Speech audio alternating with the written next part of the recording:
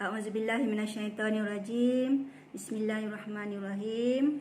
Apa khabar anak-anak Ustazah pada hari ini? Ustazah harap semuanya berada dalam keadaan sihat walafiat. Baiklah anak-anak, hari ini kita akan menyambung pembelajaran kita iaitu pelajaran yang ke-19 bidang fiqh. Anak-anak boleh rujuk kepada buku teks muka surat 107. Okey. Tajuknya ialah suci daripada najis. Okey, maksud najis kita lihat dulu, apa itu najis? Najis maksudnya sesuatu benda yang kotor. Dan dari sudut istilah syarak, najis ni maksudnya sesuatu yang benda yang kotor yang menyebabkan solat kita tidak sah. Iaitu najis yang menyebabkan solat kita tidak sah. Okey, benda-benda kotor yang menyebabkan sembahyang kita tidak sah. Okey, najis terbahagi kepada 3 jenis, iaitu najis mukhaffafah, najis yang ringan. Kemudian yang kedua ialah najis mutawassithah, pertengahan, najis sederhana. Okey, kemudian yang ketiga ialah najis mughallazah, iaitu najis berat. Sebut pun dah berat, mughallazah. Okey, najis berat. Okey, kita lihat satu persatu apa maksud najis ini dan juga bagaimana cara kita nak membersihkan najis tersebut. Okey, yang pertama iaitu najis mukhaffafah, najis ringan. Okey, contohnya air kencing bayi lelaki yang berumur kurang daripada 2 tahun, yang tak sampai lagi umur 2 tahun, yang hanya minum susu ibu sahaja. Dia hanya minum susu ibu dia sahaja. Tak ada campur lagi makanan-makanan yang lain. Hanya minum susu ibu semata-mata. Dan berumur kurang daripada 2 tahun. Okey, bagaimana cara nak membersihkannya? Okey, cara nak membersihkan najis mukhaffafah ini senang sahaja. Okey, seandainya ada najis di atas lantai, anak-anak ambil kain, lap bersih-bersih, kemudian ambil air mutlak, hanya renjis sahaja. Renjis sahaja di tempat yang terkena najis mukhaffafah tersebut. Dah suci. Okey. Kemudian jenis yang kedua iaitu najis mutawassithah. Okey, jenis yang kedua iaitu najis mutawassithah. Apa itu najis mutawassithah ni? Najis mutawassithah ni ialah najis pertengahan. Okey, contohnya darah, nanah, bangkai dan sebagainya. Okey, bagaimana cara nak menyucikan najis mutawassithah? Okey, najis mutawassithah boleh dibersihkan dengan cara buang najis, ambil kain ataupun ambil tisu dulu, buang najis tersebut. Kemudian jirus dengan air mutlak di tempat yang terkena najis. Ulang jika sekiranya sekali belum bersih. Ulang sehingga bersih. Bagaimana cara nak memastikan dia bersih? Hilang warna dia, hilang bau dia, dan tak ada dah rasa dia. Itu maksudnya tempat tersebut telah pun bersih. Okey, itu cara menyucikan najis mutawassithah, iaitu najis pertengahan. Yang mana contohnya darah ataupun nanah. Okey. Kemudian kita pergi ke najis yang ketiga iaitu najis berat, najis mughallazah, iaitu najis berat. Apa itu najis berat? Najis berat ni ialah najis daripada khinzir ataupun anjing ataupun kacukan daripada kedua-duanya. Sama ada kacuk dengan anjing ataupun kacuk dengan khinzir. Bagaimana cara untuk membersihkan ataupun menghilangkan najis mughallazah ini, iaitu najis daripada khinzir dan juga anjing, daripada kedua-duanya ataupun kacukan daripada kedua-duanya.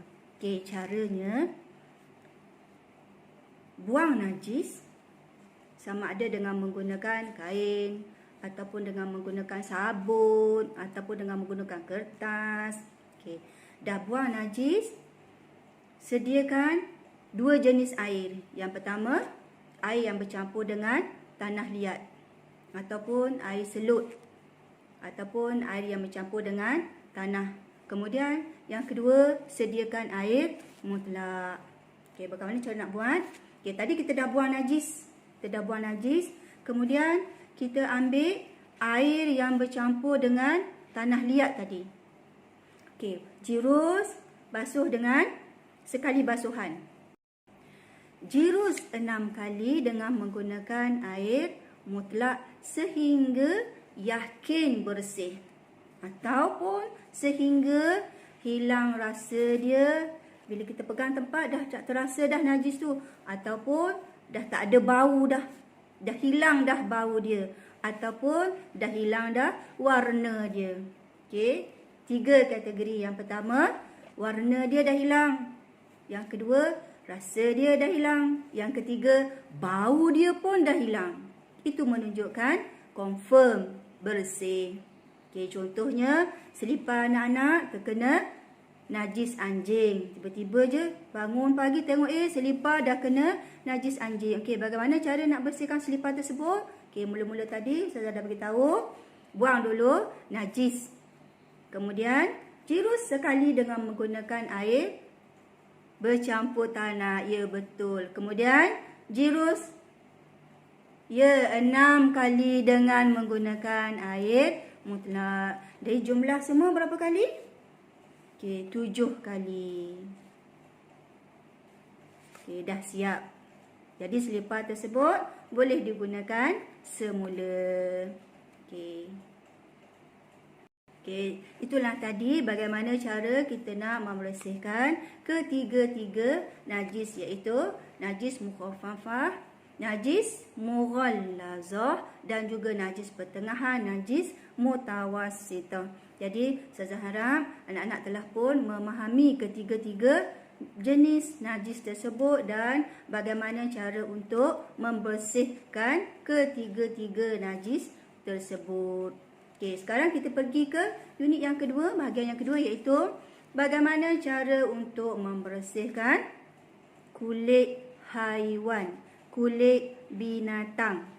Okey, pernah tengok kan tali pinggang daripada kulit harimau, ataupun baju kan, baju daripada bulu kambing, biri-biri, baju sejuk daripada kulit arnab contohnya dan sebagainya kan. Jadi bagaimana cara kita nak menggunakan kulit tersebut supaya dia bersih dan suci, supaya dia bersih dan suci. Okey, sebelum kita masuk kepada tajuk cara mencucikan kulit haiwan, bagi anak-anak yang ada buku teks, anak-anak boleh rujuk buku teks muka surat 110. Muka surat 110. Okey, boleh buka buku teks anda masing-masing muka surat 110. Okey. Baiklah anak-anak, kita masuk kepada tajuk kita yang kedua, iaitu cara untuk menyucikan kulit haiwan ataupun disebut juga sebagai samok, iaitu membersihkan kulit haiwan yang halal selain daripada yang dua tadi tu. Selain daripada anjing dan juga khinzir. Selain daripada kedua-dua tu, kulit haiwan yang lain kita boleh gunakan untuk manfaat orang ramai. Jadi cara untuk membersihkan kulit tersebut dinamakan samok. Okey, samok iaitu proses menghilangkan segala darah, lendir yang ada pada kulit haiwan supaya kulit haiwan itu boleh digunakan oleh orang ramai. Okey, bagaimana cara nak membersihkan ataupun bagaimana cara nak menyucikan kulit haiwan yang kita nak guna? Okey, caranya mula-mula sekali buang dulu darah ataupun lendir yang ada pada kulit haiwan tersebut. Contohnya kulit lembu. Nanti kan kita nak berkorban untuk Hari Raya Aidil Adha. Jadi anak-anak boleh lihat pada masa tersebut ramai orang yang ambil kulit lembu tersebut. Jadi kulit lembu tersebut boleh diguna ke? Boleh. Dengan syarat dia dibersihkan terlebih dahulu. Ataupun saya dah sebut tadi, caranya ialah menyamak ataupun samak. Menyamak kulit haiwan. Okey. Okey, cara untuk kita membersihkan kulit haiwan yang kita nak guna tadi. Okey, sediakan bahan-bahan yang boleh menghilangkan kulit haiwan ataupun bahan-bahan yang beresid untuk menghilangkan lendir pada kulit haiwan tadi. Okey, contoh bahan-bahan yang boleh kita guna ialah buah manjakani. Adik-adik, anak-anak pernah tengok kan buah manjakani? Okey, buah manjakani ni sifat dia keras. Jadi dia boleh menghilangkan lendir ataupun darah yang ada pada kulit haiwan. Okey, mula-mula kita ambil kulit haiwan tadi, kemudian kita buang dulu darah dan lendir yang ada pada kulit haiwan. Kemudian kita ambil buah manjakani tadi, gosok sehingga bersih. Okey, gosok kulit tersebut, gosok kulit haiwan tersebut sehingga bersih. Hilang darah, hilang lendir yang ada pada kulit haiwan tersebut. Dah siap buang semua? Bilas dengan menggunakan air mutlak. Okey, bilas dengan menggunakan air mutlak sehingga bersih.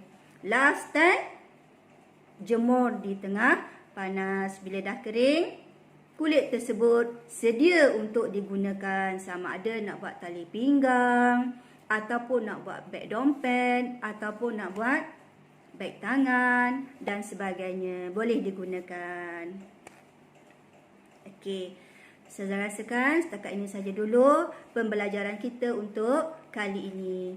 Segala yang baik itu adalah daripada Allah Subhanahu Wa Taala dan segala kelemahan adalah daripada diri Ustazah sendiri. Ustazah mohon maaf andai kata sepanjang Ustazah menyediakan video ini terdapat kekurangan yang ada pada diri Ustazah. Jadi akhirnya aku qauli hadza wa astaghfirullahal azim li wa lakum.